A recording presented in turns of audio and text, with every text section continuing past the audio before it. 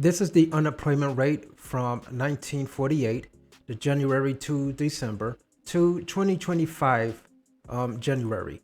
It's from the BLS.gov website.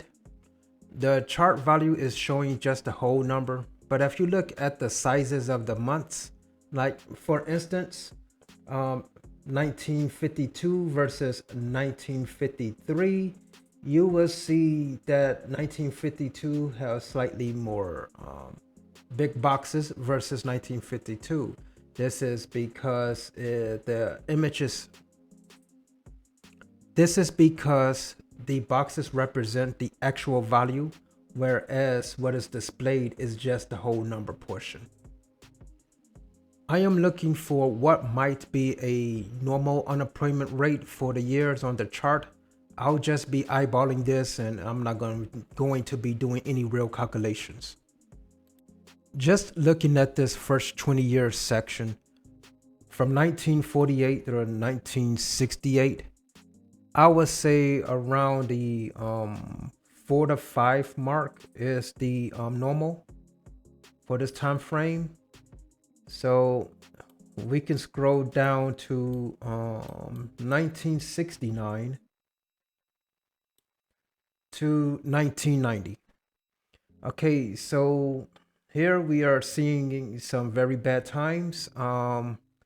Yeah, that 1975 is the first time it broke normal and it hits into the eights and the nines. While eights are dominating the next year in 76. And the second worst time seems to be, that's not the second worst time, but the second time it got really bad. Seems to be 1982 and 1983. Here you see that it's the first time it hit the double digits in unemployment.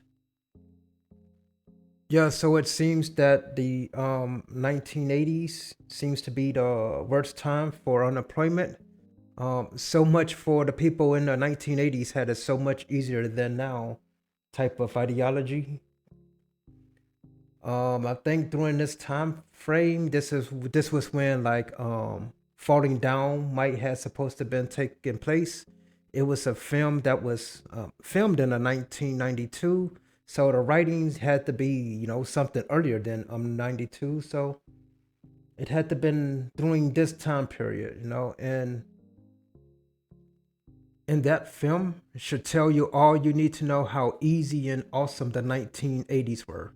Like even as a kid, I remember the scene of the guy that was he was fired due to being not economically viable.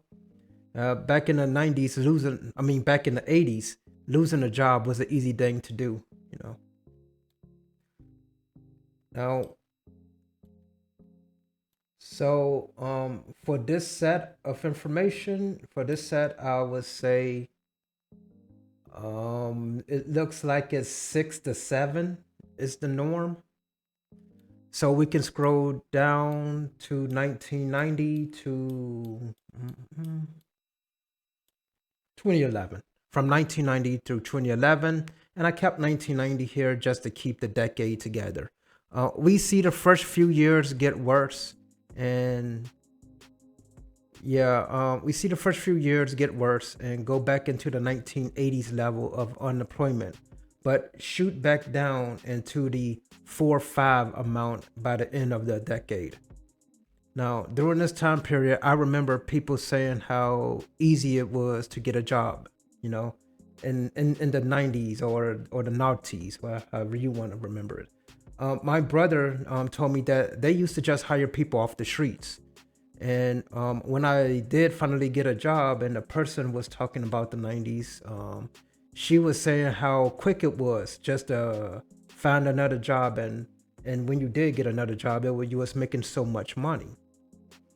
So the mid to late 90s are like a stark contrast, of the 80s.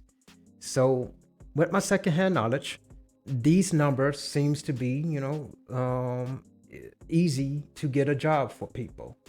So 4 to 5 range. Now we're in the dot-com bust area. Now, just don't have graduated during this time period because you was not gonna find a job if you were in tech. They were not hiring any new grads around this time. Now, the bust happened sometime around the summer of 2000, if I remember correctly. And as we see, it came to a head roughly 2006. That's when the the unemployment was like close enough to 1999 to 1998. So we see throughout the first part of the decade for the dot-com bust, the unemployment is very comparable to the 1994 1996 rate. The difference is the length of time it was.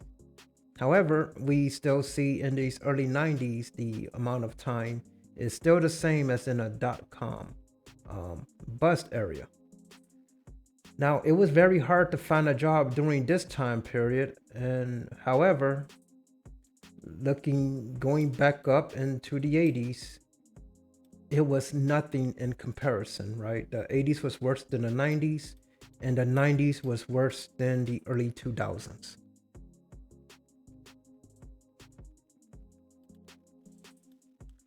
Let's scroll back down to where I should be at 1990 to 2011. So, okay, now after the bust, a few years later, 2008, this comes the mini recession, if I recall correctly, or the mortgage collapse due to President Clinton's administration. So these numbers are on par with the 1980s. So yeah, the early 2009, 2010, 2011, the early 2010s and the late 2009, they are on par with the 1980s. And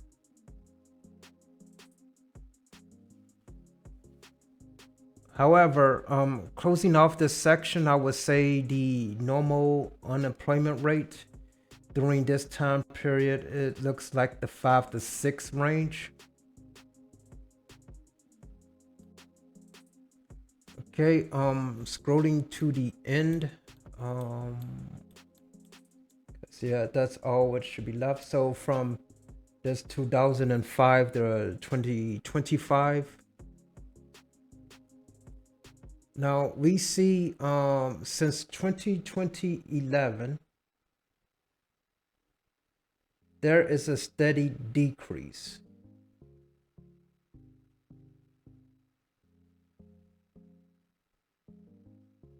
And it's decreasing back to the 4 and 5 level, just like how we've seen in the previous decades.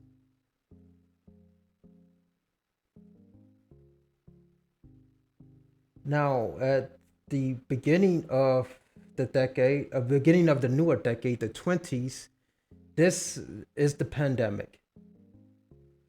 For just 4 months, we had double digits, 1, 2, 3, 4, yeah. And 3 of them being the highest seen. No, 2 of them being the highest seen. We had 11s inside of the 1980s, so 15 and 13, and then a sharp drop throughout the following years. Yeah, that's a very quick recovery that happened. And then from 2022 onward, we see that it's back to normal, back to the 4-5 region. In fact, it's 4-3 area. So these rates are back to the 1960s, I believe.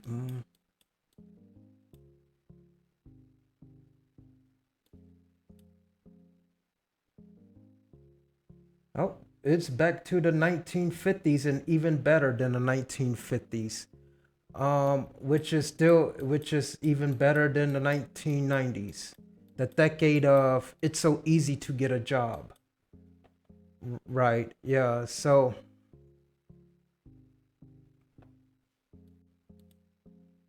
without actually knowing like what others have been through, we sometimes think that like we have it worse. Um, but it could be the general perception of the economy at the time, right? Like for instance, if we are in a time of new tech and people getting paid a bajillion dollars just to type on a computer, life might seem good, you know. And if we are in a time of where people are not getting hired to act like hall monitors on the web forums, since that position was overhired and not economically viable anyway, then you know life may seem bad, even if both of those situations have the exact same employment rate. There also is the fact that some people quit trying to find a job, so they are not counted in the numbers. So these numbers could be skewed. So these numbers could be skewed, but that's not the fault of the counters, though, right? It's they're using the exact same counting method throughout the years. So, like during the pandemic, yeah, we see these double digit numbers, then a sharp drop, especially in next year. So then this could be because people were getting those checks and they couldn't get evicted. Their car wasn't going to get repoed. So things weren't getting taken away. They were only given during this time period, right? So why work? You don't have to.